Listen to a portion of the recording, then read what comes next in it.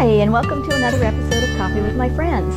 I'm Teresa Bruce, and we have been going through the book of Numbers this last few weeks. And in the Hebrew, that is the story of in the wilderness, Bamidbar. So we're going to continue with that study now with our next Torah portion, which is Pinchas, and that is Numbers 25, verse 10 through 30, verse 1. So grab a cup of coffee or some tea, and let's get studying. I hope you enjoy this study. This is like one of my favorite studies that I've done. I originally learned of this concept of Pinchas, the priest of war, from Rico to Cortez several years ago. And I have to tell you, the study of the priest of war literally changed my whole idea of the end times and the role of Yeshua. Why do I say that? Well, stick with us and we'll find out. So let's get in and actually study the story of Pinchas, the priest of war. Now, as a review, we've been going through the book of Numbers, starting with the very first Torah portion for the book of Numbers. And every week we've been teaching the book of Numbers, looking at the prophetic foreshadowing for when we ourselves are gathered in the wilderness. And we're in the second Exodus. And then what will happen as well to us as we move forward to the restoration of all things. So this series I've called the restoration because Yeshua will come and he will restore all things as Messiah. And we'll look a lot more at his role and his various roles as Messiah in this study. So let's take a look at the restoration events that we've had so far. So you can see here we started out at the beginning with the camp of Israel set up in the wilderness, and we equated that to the second Exodus and the 12 tribes coming out of the nations. We looked at the next Torah portion, which is this leprosy, the cup of bitterness, and the law of the Nazarite.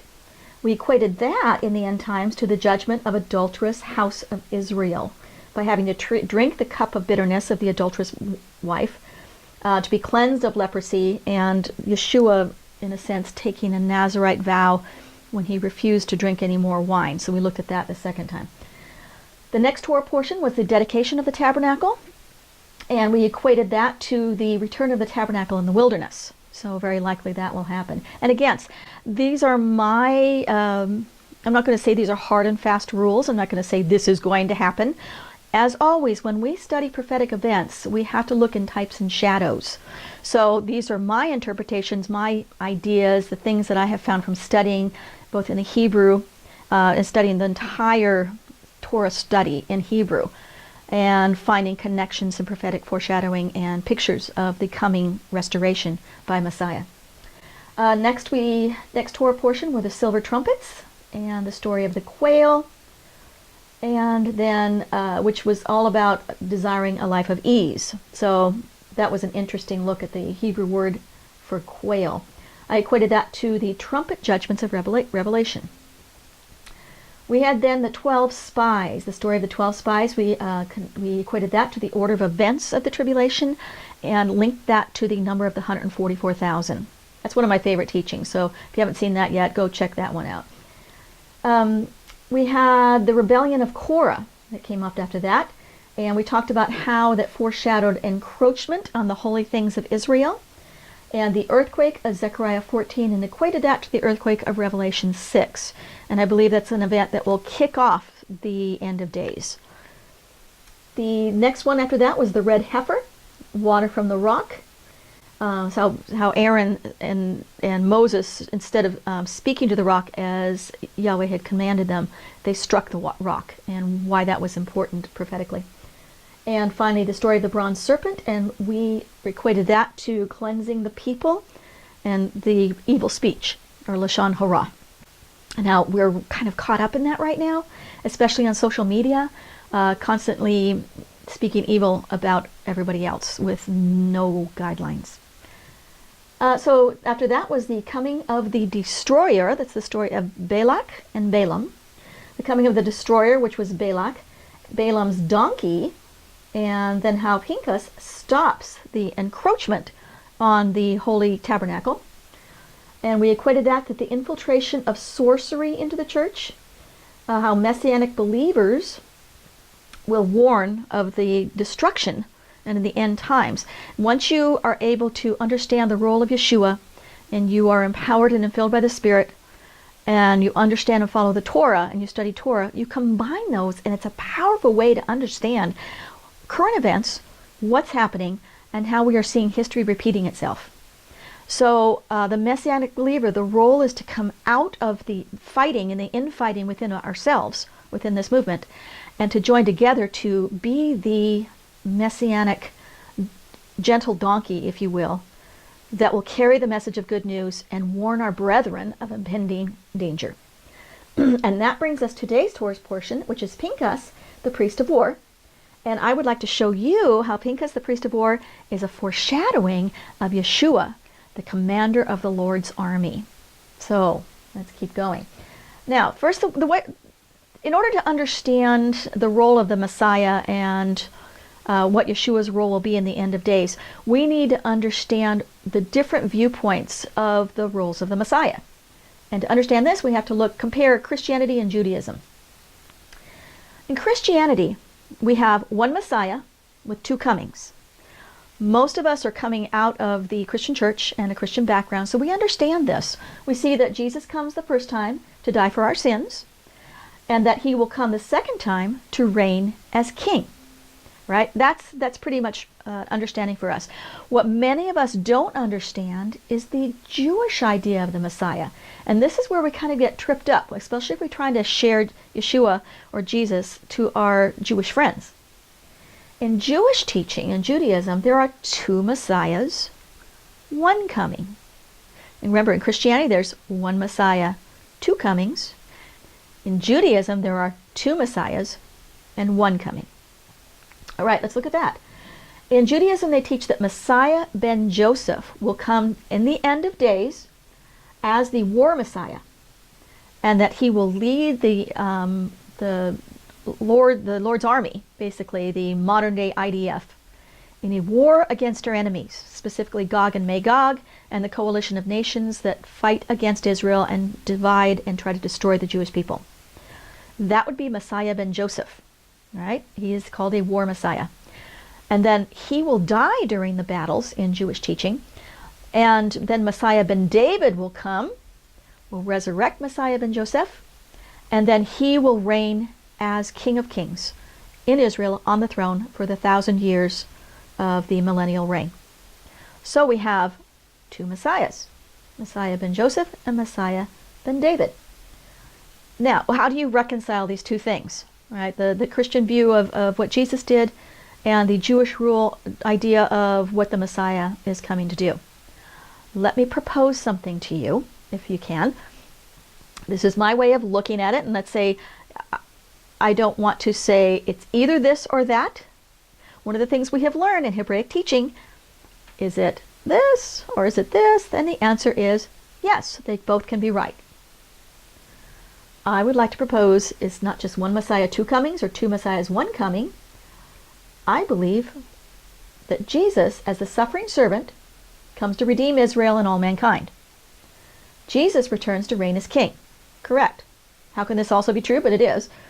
Messiah ben Joseph comes as the war Messiah and dies during the battles.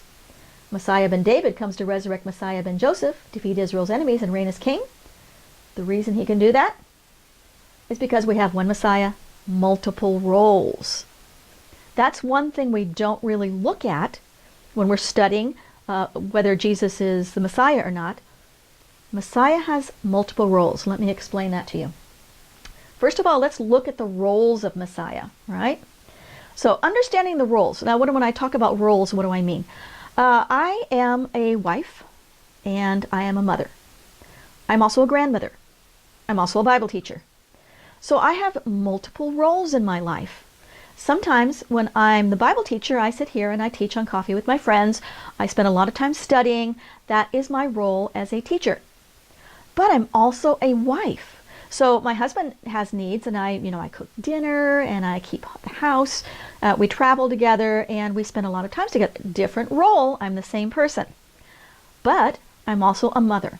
So if my children need me, then I am there. We call. They're married and off on their own, but I'm always here for them. And then again, I'm a grandmother. And that's a completely different role. Because as a grandmother, if you're a grandmother or a grandfather, you know there's a lot of playtime.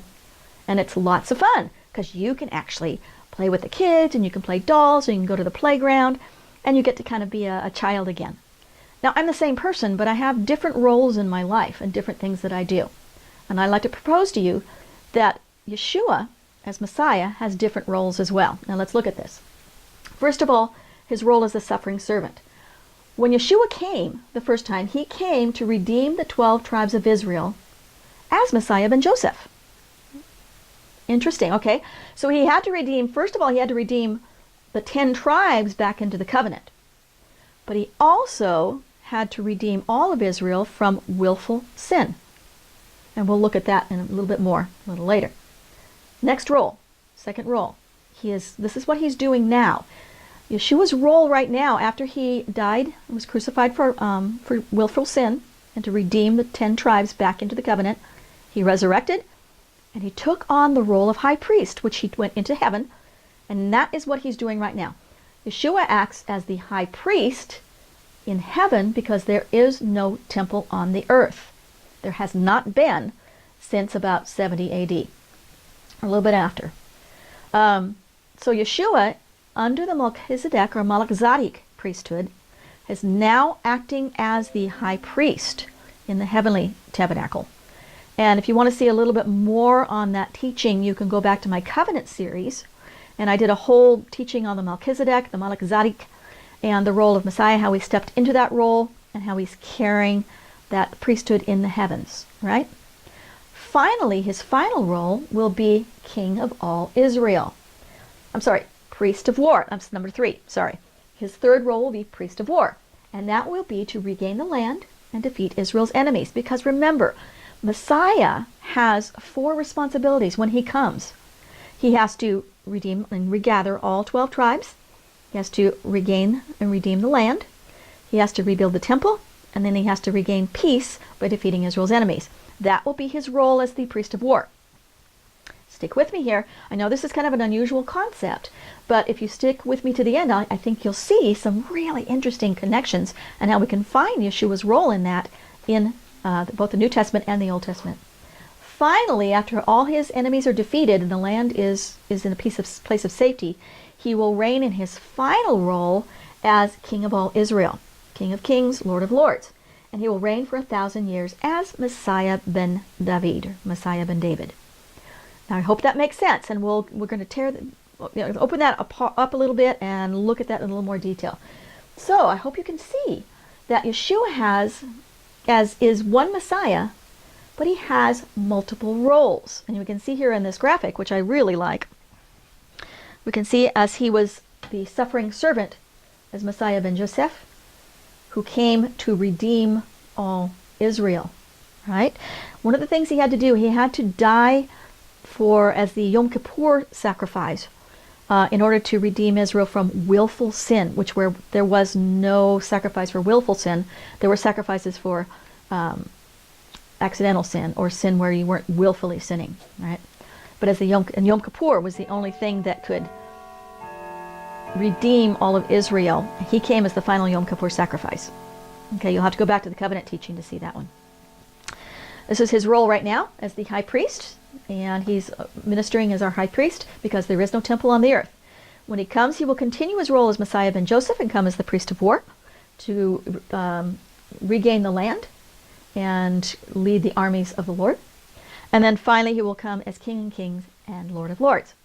So, with that in mind, that background, let's actually look at this Torah portion on Pinchas, the priest of war. So, open your Bibles.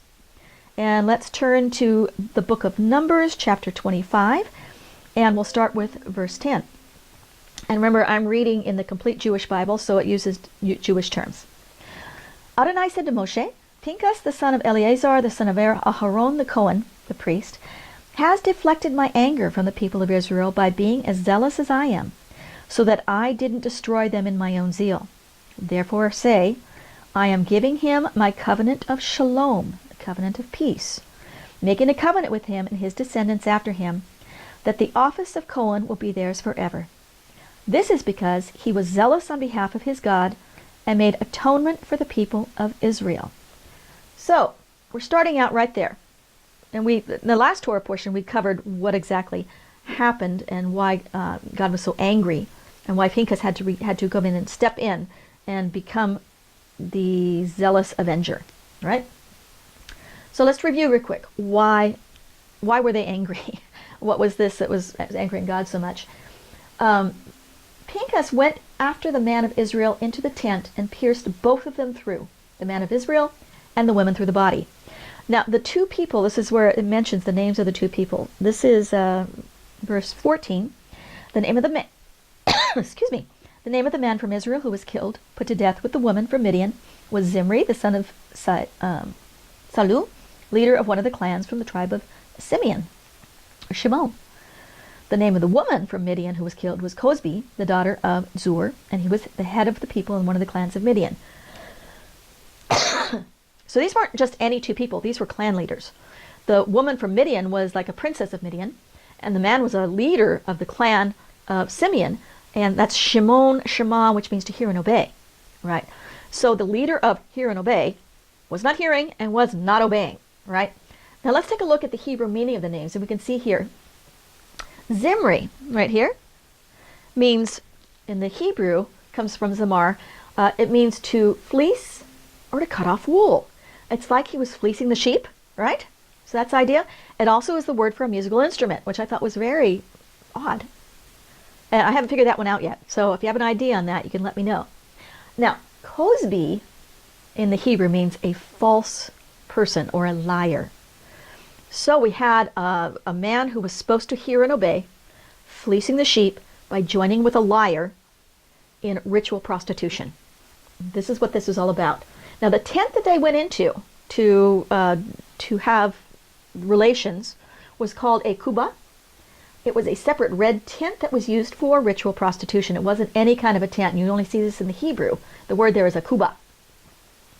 And that was set up near the tabernacle, which was encroachment on God's tabernacle, his holy place. And that's what was so bad. It was set up right next to the tabernacle of the Lord. It was an abomination. By Pinchas going in and spearing them both, he stopped the abomination.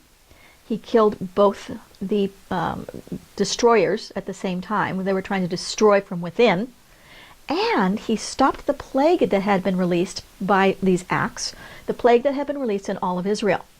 Because remember, in Hebrew thought, the act of one person will affect the whole community, especially the leadership. Now, this is important for us to learn because we do study current events in end-time prophecy. And we can see that the act of our leaders here in America also affect all of America. So if a man walks in godliness, it brings blessing on a nation. If a man goes against the Torah, walks in ungodliness, which would be breaking the Torah and the Gospels, or the New Testament, then he brings condemnation on a nation as well. So if you'd like to see the comparison between what's going on in our nation right now and end-time prophecy, I did a series called What in the World is Happening? And you can take a look at that. That's kind of an interesting series. I was analyzing current events for quite a while. I may go back to doing that again because a lot of interesting things are happening right now here in America. Anyway, so it was an abomination before the Lord. So what does God say? He says, I want you, so Adonai said to Moshe, Pinchas, the son of Eleazar, the son of Aaron the Cohen, has deflected my anger from the people of Israel by being as zealous as I am, so that I didn't destroy them in my own zeal. Now this is the important verse right here, verse 12. Therefore say, I am giving him my covenant of shalom, making a covenant with him and his descendants after him, that the office of Cohen, or priest, will be theirs forever. We're going to take apart this verse right now to understand two things in this. Number one, what is the covenant of shalom? And how does that affect the priesthood? All right, that's what we're going to look at. Let's start out with the idea of shalom. Now, you know, if you've been following my teachings for a while, you know how much I love the Paleo-Hebrew and to tear apart Hebrew words. So let's take a look at the word shalom. And you can see right here on the screen, we have a sheen, a lamed, a vav, which looks kind of funny, and we'll talk about that in a second, and a mem. Here we have it in the ancient Paleo script. You have the Shin, the Lamed, the Vav, and the Mem. And remember, we read right to left. Now, let's take a look at what the Paleo-Hebrew means. So we have the Shin to begin with, which means like it's teeth that are biting and destroying and eating up. We have a Lamed, which is a shepherd's staff. So it means to shepherd or to staff, or to have authority at the same time. We have a Vav, which is a nail. It's a connector. That's a connector letter, right? And it also is the number of a man. Finally, we have the Mem, which is water, chaos, the nations. So it represents a lot of those things. So what can we see in the word of shalom? It doesn't mean just peace. It means to destroy the authority attached to chaos. Awesome. That gives a whole new understanding to when we say pray for the peace of Jerusalem or to have peace in our life. When we're talking about shalom, God is giving us the ability to have shalom to destroy the authority attached to chaos. Now, when you pray for shalom, keep that in mind. You're not just praying peace on a certain situation. You are taking authority over the chaos, right? To destroy the authority attached to chaos. Now, let's look at this a little bit more. Now, the covenant of shalom. Shalom, of course, means peace. In its fullness, it means completeness, soundness, welfare. It also includes peace. It means basically there's nothing broken, nothing missing. Everything is complete. I love that idea of shalom. Now, what this verse said, it was, I was making a covenant with him and his descendants after him, that the office of Cohen, or priest, will be theirs forever. Now, remember what we said. A Cohen has to be of the tribe of Levi. All Cohen, or priests, were Levites, but not all Levites are priests. The only people who can be Cohen, or priests, are those from the descendant, directly descended from Aaron. So Aaron and his lineage can actually be Cohen and minister in the temple. The Levites have other duties with the temple, yes. And the Levites are supposed to be teaching the people, yes, and ministering the temple. But only the descendants of Aaron can actually be Cohen, or priests. Very important, because it has to go through that lineage. And as I've mentioned before, there is now, in modern day, a genetic test for a DNA special genetic marker in the people descended from Aaron. And that's how they can actually tell who is a true Cohen. Very cool. So, what does forever mean? Forever means forever. So this is a covenant of shalom forever. This will never end. Now, how does that relate to us right now? Because if Yeshua is the high priest forever, according to the order of Melchizedek, what does that mean for the priesthood here on the earth? Now, Yeshua is priest in the heavenly temple, because there's no temple on the earth. When he returns, he will have to change his role and give the priesthood back to the Cohen here on the earth. And we're going to see this, the root of that and the understanding of that by investigating this covenant of shalom. So, covenant of shalom, here we go. Here we have it. This is what it looks like in the Hebrew. It says, behold, I'm giving to him my covenant of peace. Now, this is the covenant, the word baritu. And we notice right here, we have an Aleph Tav. And if you haven't had a chance to see the teaching on the Aleph Tav, it's a wonderful teaching. That's the hidden mystery, where an Aleph Tav oftentimes refers to the work of Yeshua, to Yeshua himself as Messiah, to something prophetic, either in his first or second coming, something that has to do with the end times or the work of the Messiah. I've been studying Aleph Tav for a couple years now, reading it in the Hebrew, and it's just fascinating to find it in all kinds of end-time prophetic passages. Things that are types and shadows. Aleph Tav is another type and shadow. But so you notice this is an Aleph Tav Barit, an Aleph Tav covenant. So this has to do, in this case, it has to do with the work of Messiah. And what is that? We find it in this word shalom, as Shin, Lamed, Vav, and the Mem. Now, the thing about this Vav, remember I told you it was kind of a funny-looking Vav? That's because it's a broken Vav. It's written like this on purpose, see, with a break on that. Now, why is that? This was a purposeful writing. Now, you understand, when the scribes make a Torah scroll, it is very exact and very precise. If they make any mistake, they actually have to take that Torah scroll and they have to take and bury it. They cannot use it, and then they have to start over. So there are very specific, explicit rules for writing a Torah scroll. Now, the only time you see mistakes or oddities like this, they're very purposeful, and they're repeated over and over again in the written scrolls. You're not going to see this online. You're not going to see it in in most of your Hebrew Bibles, because it's a modern script. But in the ancient Torah scrolls, if you go to the mechanical version, which is pictures of actual Torah scrolls online, then you can see this broken vav. Now, what is this? Since we understand the scribes would never make a mistake like this, the vav. Now, the vav is the sixth letter of the Hebrew alphabet. The sixth letter also represents the number of man. As you understand, each Hebrew letter also represents a number, right? So this is the sixth. If you think about the sixth day of creation, man was created on the sixth day of creation. So the sixth letter, which is vav, relates to man. So what we have, the broken vav, is a man split in two. See that? This is a man, but it's a broken man. So this is two men, broken in two. This represents two men and two covenants of the priesthood.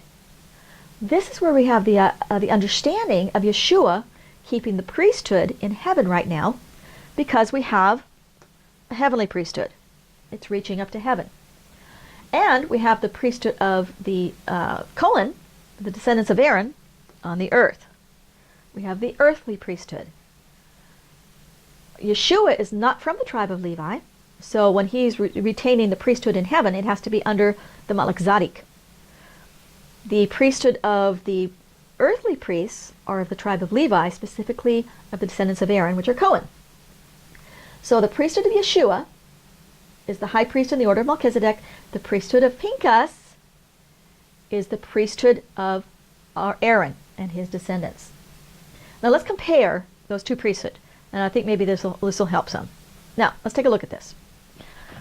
Here's the priesthood of Pinchas, and this represented in this Torah portion, and we're going to compare that to the priesthood of Yeshua as the high priest under the order of Melchizedek, which is his office and role right now.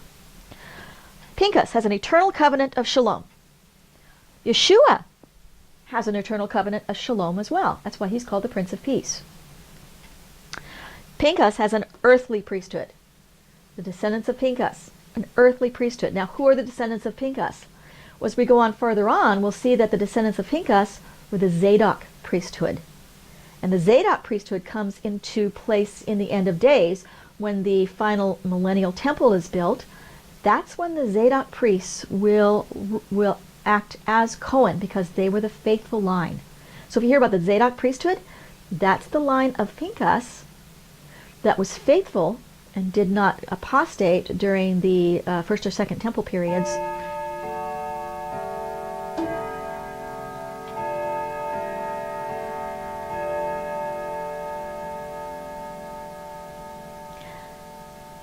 And so they are allowed to be priests in the final millennium temple. Now, so you see, Pinchas has an earthly priesthood, Yeshua, a heavenly priesthood. He doesn't have the authority to be a priest on the earth because he is not of the tribe of Levi. He is the tribe of Judah, which is the kingly line, right? Pinchas is under the priesthood of Aaron, Yeshua under the priesthood of Melchizedek, and you see this in the book of Hebrews. Now, the book of Hebrews is an interesting book to study. It's all about the story of Yom Kippur and the Melchizedek priesthood. So you can't take the book of Hebrews really and understand it as understanding all of the covenant of the Old Testament. It's primarily talking about the role of Yeshua as the high priest and the Yom Kippur sacrifice. That's just a little side note. Now.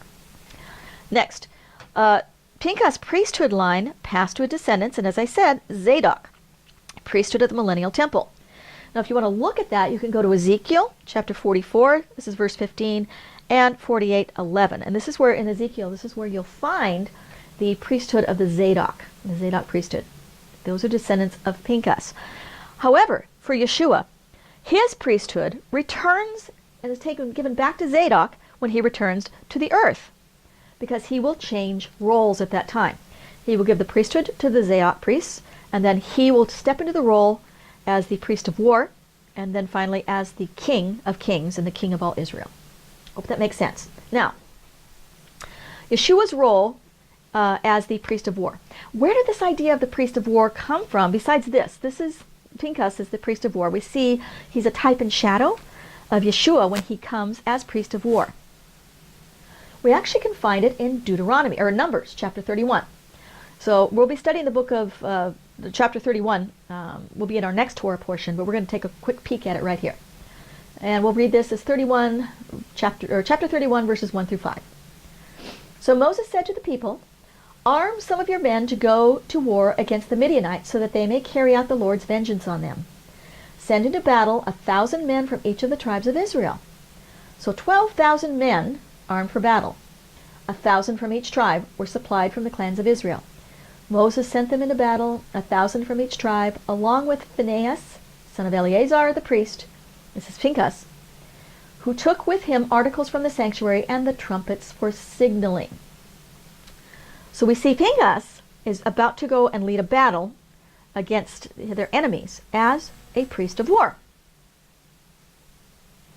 So they went to fight Midian. Midian is one of their eternal enemies, right? The Ammonites, the Midianites, the Philistines, these were all eternal enemies, but the Midianites were one of the first ones. And they sent 1,000 from each tribe. So they sent a total of 12,000 men. Now in the Hebrew, it reads a little bit different than in the English, which I found very interesting. And is this possibly a hint or a foreshadowing of the final battle and the final army in the end of days in the book of Revelation? It reads in the Hebrew, 1,000 of each tribe, 1,000, the tribes. This is how it reads in the Hebrew. I said it again. 1,000 of each tribe, 1,000 the tribes. So we have 1,000 mentioned twice. Typically in Hebrew, the way words are put together, it's never a mistake. Just like I was talking about the broken vav, there are no mistakes. It's the way they put it together. So what we have is 1,000, 1,000 the tribes. Could we have 12,000 times 12,000? If you multiply those out, it makes 144,000. I thought it was interesting. So 12,000 times 12,000 is 144,000. I get that from there were 12,000 men, and Pinchas the priest of war led them. Well, what do we end up with? Revelation chapter 7. We had 12,000 from each tribe sealed on their foreheads, right? I think we can, I would make a connection there. You don't have to agree with me. We're going to jump over real quick to Revelation. Grab your Bibles, and let's look at the book of Revelation, chapter 7. Hold your place there in Numbers, though. We're going to come back to it. And this is Revelation chapter 7. After this, I saw 4 angels standing at the 4 corners of the earth, holding back the 4 winds of the earth, so that no wind would blow on the land, on the sea, or on any tree. I saw another angel coming up from the east with a seal from the living God, and he shouted to the 4 angels who had been given power to harm the land and the sea, "Do not harm the land or the sea or the trees until we have sealed the servants of our God on their foreheads." I heard how many were sealed.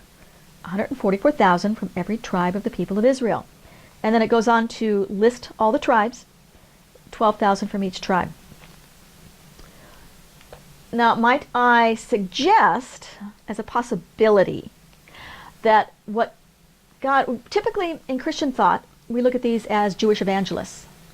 Might I propose another way to look at this is that this is the leadership structure, possibly the military structure, being put up in the land in the southern Negev and in Jordan in the gathering in the wilderness, preparing for the second Exodus, which will happen when the 4 winds are released. Over and over in prophetic literature, anytime you see the 4 winds being released, it's always to gather the 10 and the 12 tribes from all the nations, from out of the Gentile nations back to the land for the final battle, for the end of days. Go back if you'd like to do a word study on this, or I may actually do a teaching on this specifically detailing the 4 winds. But over and over, you'll see the 4 winds being released to gather back all 12 tribes out of the nations. And isn't that what Yeshua is supposed to do? One of the roles of the Messiah is to gather all 12 tribes back to the land and to gather them to defend and regain the land. So my proposal is that this 144,000 is a military or leadership structure being set up so that when the second Exodus happens, the four winds are released and begins to gather all the people from out of the nations back to the land, there will already be a structure in place, leadership in place. Can you imagine how chaotic it would be if everybody was gathered back? We had, what, 1 million people maybe gathered back in the second Exodus, back into a certain area, and there was no structure? That we need food, housing, water, some type of safety, military, housing. There's so much that needs to be done if you're going to have a second Exodus. Now, a lot of people are thinking, well, what about the rapture? Would just like to suggest that it might possibly be a horizontal rapture, maybe, rather than a rapture to heaven. Is it possible it's a rapture to the land, so that we are gathered for the end of days, and we will fight alongside Yeshua, the priest of war, as he's got to fight against the enemies to bring permanent shalom or peace back to the land again. So we had the 144,000 following the Lamb wherever he goes. And the idea of the following the Lamb, we don't know the original word in Hebrew for the Lamb, because the Lamb is mentioned several times in the book of Revelation. The book of Revelation was originally written in Hebrew, and there are several words for lamb. One of them happens to be a car. It's like a sheep, or can be translated a lamb. It also can be translated a commander. I don't know. Unless we find an original book of Revelation, we're not going to know. But is it possible that the lamb that they're following is the commander of the Lord of hosts? Good question. Now, the idea of the priest of war. Let's look at this a little bit more. Deuteronomy chapter 20. We'll be looking at the book of Deuteronomy in the next... We're finishing up Numbers soon, and then we'll go into Deuteronomy. But we're going to just look up to Deuteronomy 20, verses 1 through 4. When you go out to battle against your enemies and see horses and chariots and people more numerous than you, do not be afraid of them, for the Lord your God, who brought you up from the land of Egypt, is with you. When you are approaching the battle, the priest shall come near and speak to the people. He shall say to them, Hear, O Israel, you are approaching the battle against your enemies today. Do not be faint-hearted. Do not be afraid or panic or tremble before them. For the Lord your God is the one who goes with you to fight for you against your enemies, to save you. So we see here the priest is going before the people. The priest is leading the people. Now, the idea of a priest of war, we're going to look at a few places in the rabbinical literature that talks about the priest of war. I want to thank Rico Cortez. These are some of his slides that he used when he did this teaching. And again, he was who I first heard teach this, and has really intrigued me, and that's why I wanted to do this teaching for you today. But let's look at a couple of the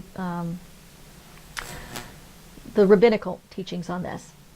So the first priest anointed for war that we find mention of was Phinehas, or Pinchas, the grandson of Aaron. This is from Midrash Rabbah.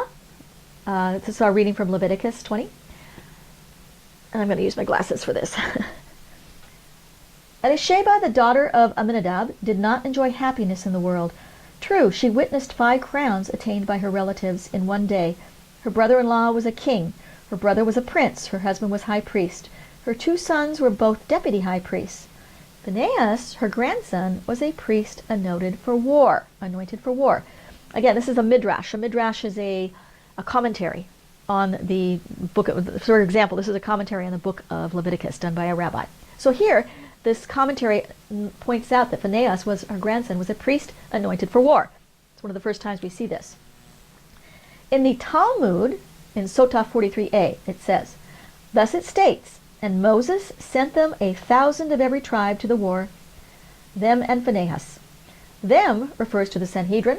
Phinehas was the priest anointed for battle. So the same idea here in the Talmud as a priest anointed for battle. We're going to look at another rabbinical source. Elsewhere in Midrash Rabbah, we see, it says below, but I didn't do the one below. We find reference to the same person, this time called the War Messiah. What is interesting here is the footnote, which links the priest anointed for war to the coming Messiah.